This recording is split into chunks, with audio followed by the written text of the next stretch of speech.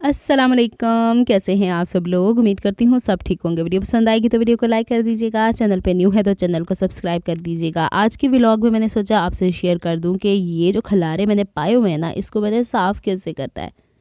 कराची में सर्दी इस तरह की आती है कि जिसमें बस डस्ट ही डस्ट होती है और उस डस्ट को आपको हर रोज़ साफ़ करना होता है और आपके हाथ भी ऐसे खुरदरे हो जाते हैं ना कि ना ही पूछें। यहाँ पे आप लोगों ने शहद देखा है, सर्दियों में थोड़ा बहुत शहद इस्तेमाल किया जाता है। मेरी मशीन का नहीं, इस्त्री का ये वाला बटन दोबारा से ख़राब हो गया था। ऑन ऑफ का आगे चल के दिखाऊंगी। एक दफ़ा जो ओरिजिनल चीज़ ख़राब हो जाती है ना, वो फिर दोबारा वैसी हम उसका अल्टरनेट ला के जितनी दफ़ा लगा देते हैं वैसे का वैसे ही ख़राब रहता है। ये वो ग्लू है जो आप अमूमन मुझे इस्तेमाल करती देखती है ड्रेसेस के ऊपर। खुश्की का आलम दिखा रही हूँ आप लोगों को। ये देखें, ब्लैक कलर का धागा पड़ा हुआ है इसके ऊपर। खुश्की के साथ जो मिट्टी, धूल मिट्टी उड़ उड़ के आई हुई है। अच्छा, इसको मैं आपको यहाँ पे साफ़ करके आज के दिन दिखा दूँगी ना। सुबह उठ के देखूँगी दोबारा से एक अच्छी खासी परत आके इसके ऊपर मिट्टी की जमी हुई होती है। तो डेली साफ़ करने का बहरहाल यही है। अच्छा, शहद को मैं इसलिए इस्तेमाल करती हूँ कि मैं अमूमन चीनी बहुत कम कंज्यूम करती हूँ और गर्म पानी में डाल के इसे कभी पी लिया करती हूँ ताकि खांसी ना लगे। इस दफ़ा अल्हम्दुलिल्लाह गला ज़्यादा ख़राब होने से बच गया है। ये सारे के सारे टेलरिंग चौक मैंने सामने रखे हैं कि ज़रूरत पड़ने पर मुझे इत्थों ही लभ जाया करन। वो वाले स्टोन्स आपको मैं जो दिखा रही हूँ ना, ये वाले जो शायद मैंने हाथ में नहीं उठाए हुए, ये उन्हीं टीचर ने दिए हैं जिनकी बेटी की शादी में अटेंड करके आई हूँ। बहरहाल माशाल्लाह बहुत अच्छी शादी थी। कुछ भी क्लिप्स मैंने वहाँ रिकॉर्ड नहीं किए क्योंकि हम लोगों ने अपना एंजॉय किया। वाइट कलर के ड्रेसेस भाई पहन लिए थे, सब ने पहन लिए थे। यहाँ पे मेरा गोरिल्ला ट्राइपॉड है, एदे तो भी मिट्टी रख के आई हुई है, तो इसको भी मैंने साफ़ करने की कोशिश किया। अच्छा, ये जो टॉवल देख रही है ना आप मेरे हाथ में, ये मैंने अम्मू से उधार लिया है। इसको वेट किया है, अच्छे से इसको निचोड़ा है ताकि इसके अंदर पानी ना रहे, क्योंकि इस वक्त मेरे पास वेट टिश्यू अवेलेबल नहीं थे। मैं सोचा नीला थोड़ा टाइम है तो अपने एरिया ਨੂੰ साफ़ कर ला जिथे तो सिलाई करनी होती है। अच्छा, हमारे ज़माने में जो कलर्स आते थे ना, वो गत्ते के डब्बों में, खैर अभी भी वही है, लेकिन अब देखें वो पेंसिल की शेप वाले बॉक्सेस हैं। लेकिन मुझे ज़्यादा बेहतर ये वाला ट्रांसपेरेंट वाला लगा। मैंने सोचा आप लोगों से शेयर कर दूँ, अपने बच्चों के लिए ले लिया करें। जो बहनें मुझसे ये सवाल करती हैं ना कि आप इलस्ट्रेटर में क्या सीख रही हैं, तो इलस्ट्रेटर बेसिकली इस तरह की चीज़ें, या फिर आप लोगोज़ देखते हैं या फिर आप इस तरह की चीज़ें देखते हैं, तो उसमें ये सारा काम चलता है। समझो तो डिज़ाइनिंग। अमूमन आपने देखा होगा कि काफ़ी चीज़ें या पिक्चर्स ब्लर हो जाती हैं। इसमें ब्लर होने का कॉन्सेप्ट नहीं है, यानी आप समझें कि प्रिंटिंग मीडिया के हवाले से ज़्यादातर काम इस पे होता है। खैर डिजिटल मीडिया का भी होता है।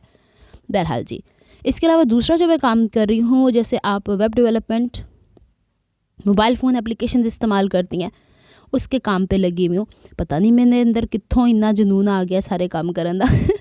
धीरे धीरे करते ना मेरा सिलाई की तरफ से नहीं बल्कि यूट्यूब के ऊपर काम करने से थोड़ा सा दिल इसलिए उकताना शुरू हो गया कि लोगों के कॉन्सेप्ट्स चेंज हो गए हैं, लाइक्स चेंज हो गए।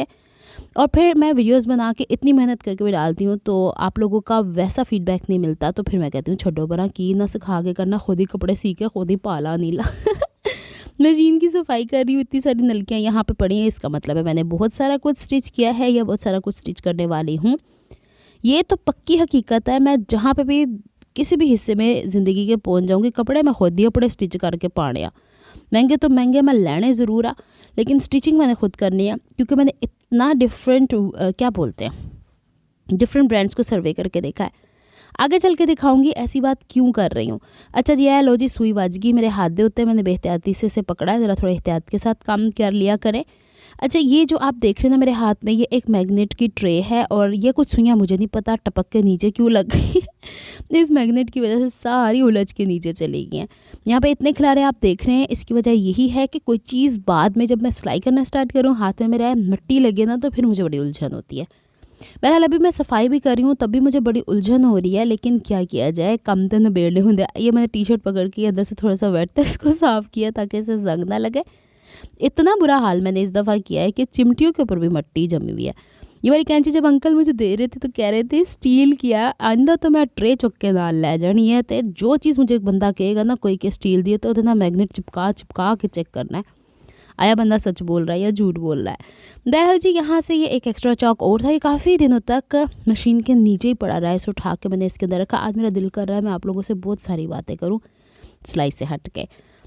कुछ बहनें ये भी पूछती है मुझसे कि आप अपने इस एरिया की भी हम लोग को दिखाएं जहाँ पे आपने चीज़ें मैनेज की हैं, तो आपको ये भी पता होना चाहिए। साढ़ा मिट्ठू आ गया बिच। अच्छा, मेरे कमरे की लाइट जब भी जलती है ना, 2 लाइट्स हैं, यानी टोटल 6 लाइट्स हैं। तो मिट्ठू को थोड़ी सी अट्रैक्शन लगती है, ये उठ के आ गया, कहता लियाओ मैं धागे तोड़दा वा। इस धागे क्या तोड़ने, मेरे जो क्या है सीम रिपर है उसका वो जो रेड से कलर का बटन सा लगा हुआ होता है या मोती, वो तोड़ दिया। बहरहाल जी मिट्ठू साहब को हमने परा किया है और इसके बाद मैं यहाँ पे इंच टेप को भी साफ़ कर रही हूँ क्योंकि ये पड़े पड़े इनके ऊपर भी रस्ट आई हुई होती है। अमूमन आप लोगों ने देखा मैं येलो और वाइट वाला इंच टेप इस्तेमाल करती हूँ। अच्छा, जो एक्स्ट्रा UHU थी वो मैं बच्चों को दे देती हूँ कि इसके अंदर अगर लिक्विड है तो तुम लोग अपने क्राफ्ट में इस्तेमाल कर लो, क्योंकि फिर ये ड्राई किया हुआ कपड़ों के ऊपर तो फिर एकदम से बहना शुरू हो जाता है। नलकियाँ जो पूरी हैं इसमें से कुछ इक्का दुक्कड़ गायब हैं या तो नीचे गिर गई हैं। धागे वागे काट के इन्हें बिल्कुल सेपरेट कर रही हूँ और जो पहले से इस्तेमाल हो गई है ना, यानी आधी अधूरी है, उन्हें मैंने बॉक्स में रखवा दिया है। जो कंप्लीट थी ना उन्हें मैंने अपने ड्रॉर के अंदर, किसी दिन मैं ड्रॉर की भी लुक आपको अंदर से दिखा दूंगी कि उसके अंदर मैंने चीज़ें कैसे सेव करके रखी, क्योंकि कुछ दिन पहले मुझे कोई कागजात चाहिए थे। साढ़े जो पूंडी भाई है ना, उन्होंने सारा सामान उसके अंदर से निकाला और धड़म धड़म करके उसने ना पूरे दराज का सत्यानाश किया है। कुछ बहनें कहती हैं आपके भतीजे का नाम पूंडी हमें बड़ा प्यारा लगता है। बेशक, अच्छा पता आपको बताऊं, अक्सर बहनों को नहीं पता होगा जो पंजाबी नहीं हैं, पूंडी बेसिकली एक येलो कलर की मक्खी सी होती है या टिड्डी सी होती है, और जो वड्डी है ना तो लग पता जाता है। तो हमारा पूंडी जो है ना वैसे ही जब वो लड़ता है ना तो बस ना ही पूछें।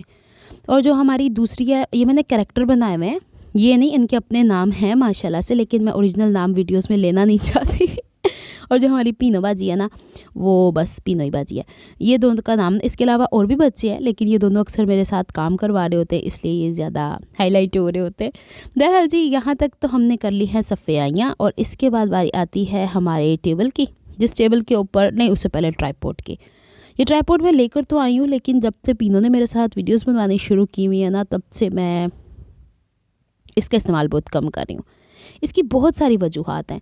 इसके ऊपर ट्राइपॉड के ऊपर फ़ोन लगाना, उसको एडजस्ट करना, अपनी हाइट से ऊपर मेंटेन करना, तो टाइम कंज्यूमिंग काम था। इस वजह से ऑल्टरनेट वे में फिर मैंने पीनो को पकड़ा है जब वो फारिग होती है तो फिर। अच्छा, आजकल घर में सारे तकरीबन बीमार ही चल रहे हैं, इस वजह से वीडियोस डिले हैं, क्योंकि जब पीनो वेली होगी तभी मेरे साथ वीडियो बनवाएगी। मिट्ठू साहब बह गया, कहते सफाई तुसा कर छड़ी है दी, तो हुण मेरी वारी बहन। इसके ऊपर बैठ के इसने थोड़ा फोड़ी लगाई हुई थी, तो मैंने कहा चलो पोज वोज मारो, तुम्हारी वीडियो बनाते हैं। बहरहाल ये हमारा क्यूट सा प्यारा सा परिंदा है, माशाल्लाह से खेलता कूदता है हमारे साथ, प्यार भी करता है, बातें भी करता है, लड़ाइयाँ भी करता है, उड़ता भी है। अच्छा जी, यहाँ पे आ जाती है बारी मेरी आयरन की। इसे हर दफ़ा मुझे इसी तरह साफ़ करना पड़ता है, पता नहीं क्यों क्लिप्स इसने निकाल दी हैं। ये ड्रॉर का निचला हिस्सा देखो जी भरिया पे है, इसमें मैंने एक्स्ट्रा चीज़ें रखी हुई हैं, यानी कुछ कपड़े जो स्टिच होने वाले हैं, कुछ आपने देख लिए थे पेटी में। पेटी को देख के एक बहन का कमेंट आया था, मुझे लगा तो तुहाडे ब्याह की तैयारी होनी है, ओ खुदा का कोई खौफ करो। यहाँ पे अब जो मेरा यहाँ पे एक्स्ट्रा परफ्यूम क्या, ये लोशंस क्या, ये भी उठा के मैंने मशीन के ऊपर रखे हुए थे। अभी मैदे चुवाड़े हैं कि बस अनीला सुस्ती की इंतहा होती है। वाइट कलर का जो ड्रेस मैंने आपको पिछली वीडियो में दिखाया था, पहन के चली गई थी, उसे मैंने उठा दिया दोबारा। ये वाले वाइट कलर का ड्रेस जो मैं आपको दिखाया था सीने वाला है, इसका ट्राउज़र कटा हुआ है, इसी वीडियो में हम सीना स्टार्ट करेंगे, बल्कि अल्हम्दुलिल्लाह स्टिच हो गया है। मिट्टी कट्टा साफ़ कर दिया।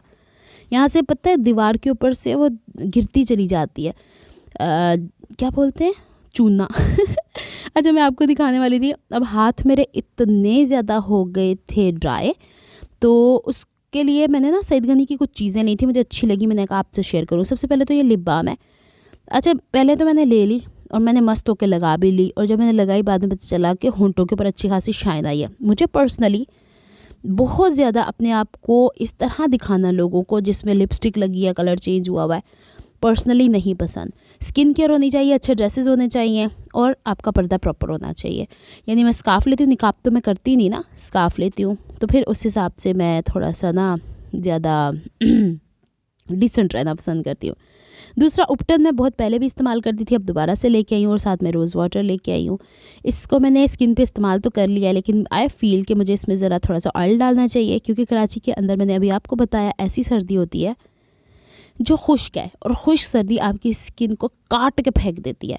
ये वाला जब मैं लेकर आई थी ना हैंड एंड फीट क्रीम, तो इसने बड़ा सूदिंग इफेक्ट दिया था, इतना सूदिंग इफेक्ट दिया है कि अब मैं अपने मोबाइल के ऊपर स्क्रीन को टच कर रही हूँ, वो टच ही नहीं हो रहा, ना बंद होती है ना खुलती है। मैं कहा चंगा हो गया जे, इतनी स्मूथनेस आ गई है। अच्छा, अब भी मैं हैंड वॉश करके आई हूँ साबुन के साथ, जब मैंने कमरे की सफाई भी कर ली। यहाँ पे मेरे नाखून पे चोट लगी है, जो मुस्तकिल सही होने का नाम नहीं ले रही, गहरी हो जाती है, हल्की सी चोट दोबारा लगती है, और नाखून जैसे स्किन से उखड़ सा जाता है। अच्छा, जब भी आप लोगों ने हैंड एंड फीट क्रीम इस्तेमाल करनी है तो आपने अपने गोडियाँ तक कर लिया करो, यानी अपनी टांगों को इंक्लूड किया करो उसमें, और कोहनी तक अपनी बाजुओं को ज़रूर मॉइस्चराइज़ किया करो। ये एक टिप भी होती है और आपकी स्किन को सैग होने से भी रोकती है, आपकी स्किन की एजिंग से भी रोकती है, कम कर देती है रुकना की। अच्छा, इसके बाद मैं नेल्स के ऊपर तो बहुत खसूसी तौर पे ज़्यादा ये लगाया करती हूँ। खैर ये तो नहीं, इसके अलावा और भी लोशंस में जब इस्तेमाल करती थी। अभी देखिएगा इसका रिज़ल्ट कि यहाँ पे मैं अपने हाथों का मसाज ज़रूर किया करती हूँ जब भी मैं लगाती हूँ, दिन में 1 या 2 दफ़ा। अच्छा, वो एक दफ़ा तो वो सुबह का टाइम होता है जब मैंने स्कूल जाना होता है, और दिल करता है मैं मसाज कर दी चली जावा तो स्कूल और लेट हो जावा। अच्छा, इस वाले हिस्से में मुझे ऐसे लग रहा था जैसे खलियाँ नहीं पड़ जाती वैसे। अच्छा, इससे आपके बॉडी को सुकून मिलता है, यानी कि आपका ब्रेन हो गया, इंटेस्टाइन हो गया, टांगों का, ये सारे के सारे पार्ट्स आपके हाथों में आते हैं। आयुर्वेद जिसे कहते हैं, योगी लोग या योगा जो करते हैं ना, वो आपको प्रेशर पॉइंट्स के बारे में बताते हैं। तो आपके कमर की हड्डी हो गई, आपका जिगर हो गया, आपके निज़ाम हाजमा हो गया, आपके घुटने हो गए, यानी कमर का पिछला हिस्सा जिसे रीढ़ की हड्डी कहा जाता है, वो वाला हिस्सा हो गया। तो एक एक चीज़ को ना यहाँ पे आप अच्छे से कोई अच्छा ऑयल लगा के मसाज करें। आजकल तो खैर वो प्रेशर पॉइंट्स के लिए लकड़ी के बने हुए टूल्स भी आ गए हैं, लेकिन मेरा इतना ज़्यादा कंसर्न नहीं है इन चीज़ों से, और मेरे पास इतनी फुर्सत भी नहीं है, तो मैं हाथ से मसाज कर लेती हूँ, और कुछ नहीं तो मैं जैतून का तेल लगा के मसाज कर लिया करती हूँ। अब देखें आपके सामने मैं इसको मसाज कर रही हूँ, तो हाथों से किस तरीके से, जो अभी मैंने सफाई किया, मिट्टी कट्टा लग गया, मिट्टी कट्टा, हाँ ना, मिट्टी नहीं होता, मिट्टी कट्टा जरा लग गया है ना, वो एक्सफोलिएट हो रही है मेरी स्किन। इसको एक दफ़ा फिर से मैंने वॉश करना है, क्योंकि ये वाली जो क्रीम है ना, ये वैसे तो ग्रीसी लग रही है, लेकिन इसने ग्रीसीनेस दिखाई है स्किन के ऊपर से मैल उतारने के लिए। लेकिन जब आप उसे थोड़ी देर के लिए छोड़ेंगे ना, तो ये ऐसी नहीं है कि चिपचिपाहट रहेगी।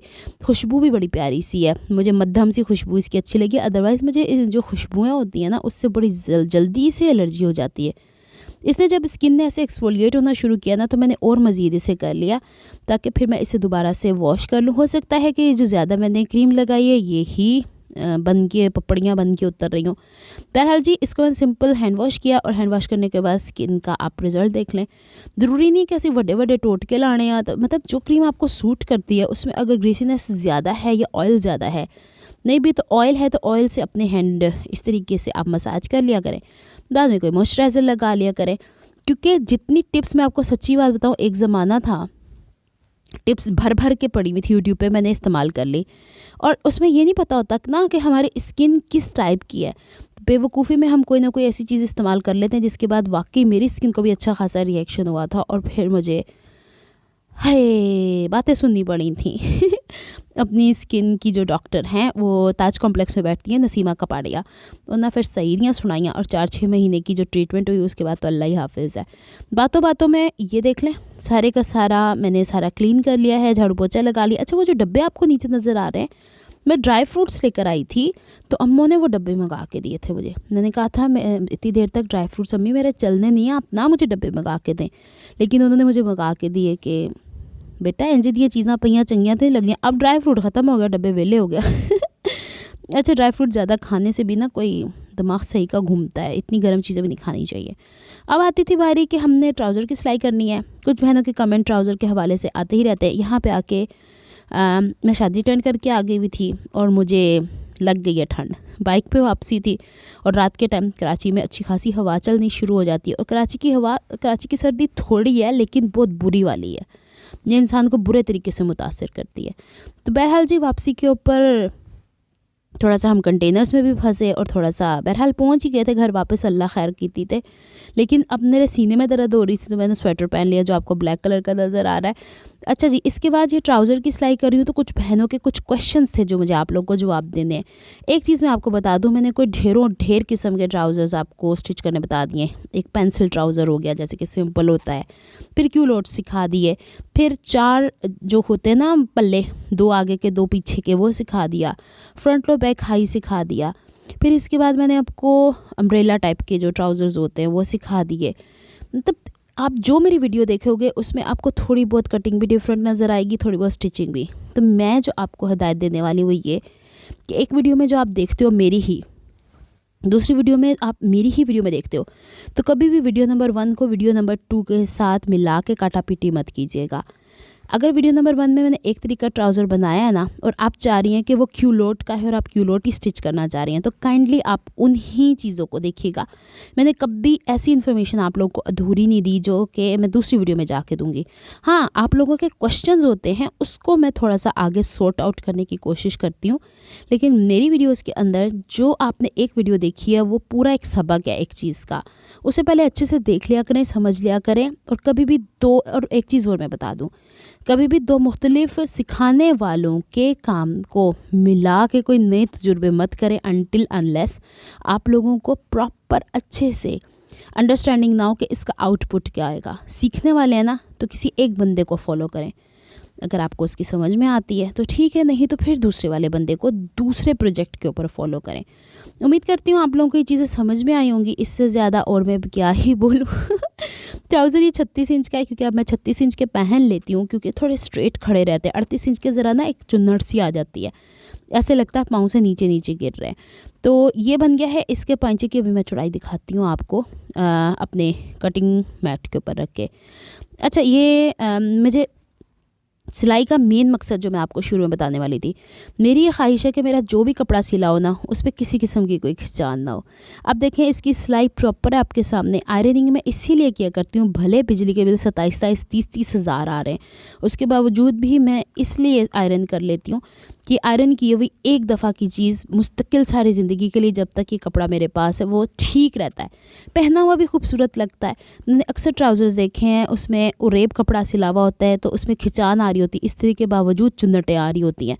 तो मेरा मकसद है, मैं जो कपड़ा स्टिच करूँ उसके अंदर स्मूथनेस रहे, कम सियो, ढंग का सियो, प्यारा सियो, बस मेरी ये एक थॉट है। इसलिए वीडियोज़ भी थोड़ी कम हो गई हैं, पढ़ाई की वजह से थोड़ा इंटरेस्ट नहीं बन रहा है, और मुझे वैसे भी लगता है मैं यूट्यूब पे शायद बहुत ज़्यादा लंबे अरसे तक ना भी चल पाऊँ, मुझे नहीं पता, हो सकता है चल भी पाऊँ। इसलिए अभी गर्म है, इसको अभी छोड़ देते हैं। मिलती हूँ नेक्स्ट व्लॉग में। अपना बहुत ख्याल रखिएगा, मुझे दुआ में याद रखिएगा। रब रखा फ़ी अमानिल्लाह। अल्लाह हाफिज़।